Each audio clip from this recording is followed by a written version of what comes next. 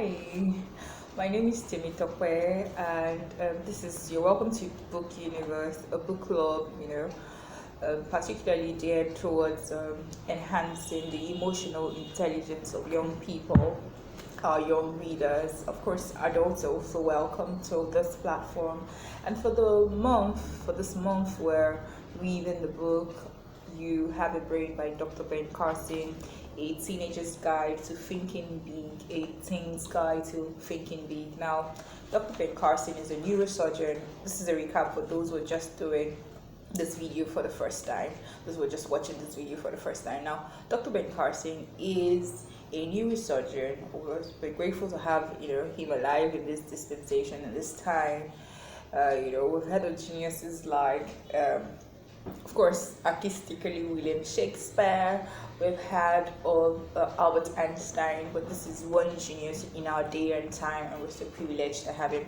Now, he didn't always start as a genius. In the 5th grade, he was tagged the dumbest kid in school. He was really bullied, and his mother was uneducated, didn't want the same life for her children, and so she, through the help of God, recommended that he read a lot, and he became a genius. Now, we've been talking about Dr. Ben Carson's experience, and now because of copyright policies, obviously, we cannot read all the pages of this book. That would be a violation of the author's copyright. But it's a recommended text, and we're recommending this book for you. We hope you get it. If you need any help getting it, we can also help you do that. But we're going to be reading excerpts, and we're just going to be sharing values, and things that help us emotionally to be intelligent and to be alert, and to be well guided in our relationships. Now, I like this particular page very much. Even I, as an adult, I did learn, and I'll be sharing what I learned from this. Now, page 44. One of my problems was that I still needed to prove myself by reminding other people again and again how smart I was and how wrong those formative tractors had been.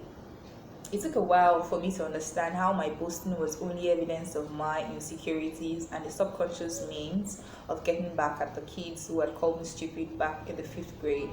The boy who had been humiliated when he blew every answer on that 5th grade pop quiz in math was more than a little proud to have totally reversed everything by the time he took algebra.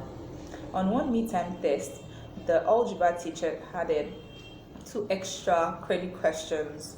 When she passed back the graded exams, I noticed one of the smartest boys in the class had made a 91. At the end of the period, I walked over and asked, "Hey, what did you make on the test?" He smiled. He said, "I made 91. I waited for him to ask, what did you get?" But he didn't. So I volunteered. "I got 110, everything, including 2 bonus questions."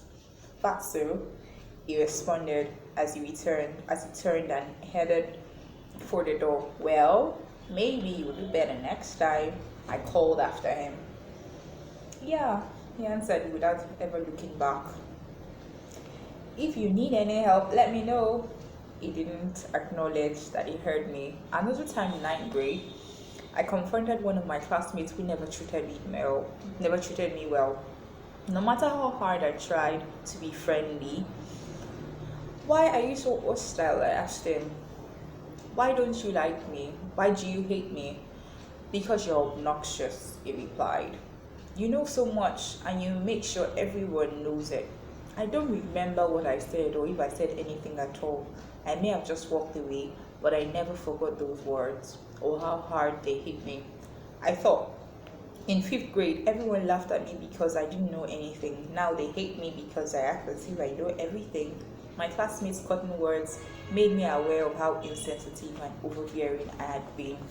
Now, I don't know that for you, I don't know what you picked up, but for the benefit of our young readers, in case you heard any new words like obnoxious or style, please ensure you check the dictionary. Now, for me, my lessons from this page 44 to page 45 is that, Dr. Ben Carson, considering the transformation, he realized, or rather, he felt the need to prove the points that he had changed, that it was better.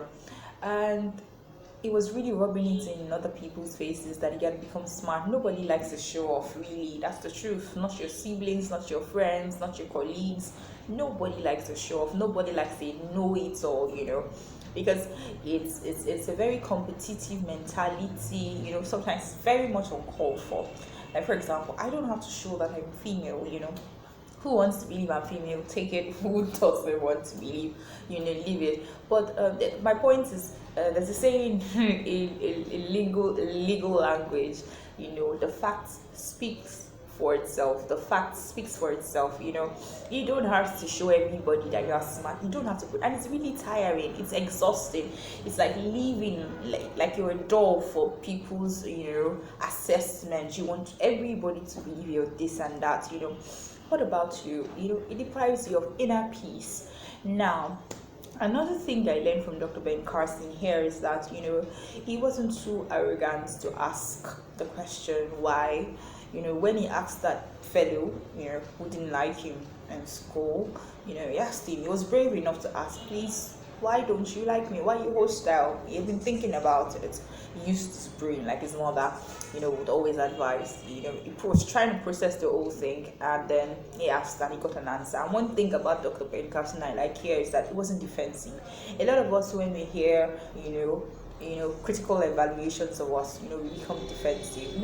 Dr. Ben Carson closed that excerpt that I read. He closed it by saying he realized he had been overbearing.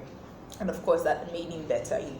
When you realize that you have manners, that other people find inconvenience, that makes them irritated, gets them offended, please chop them as much as it lies within you. Yes, I know that not everybody's gonna like you. Sometimes some people think that they just think that you're just awesome, and they're rather than be friends with you, they get jealous. Yes, there are people like that. However, as long as you know that you're not the one rubbing it in people's faces, please be the best you can be. Thank you so much. Continue to watch our videos. See you next time. Bye bye.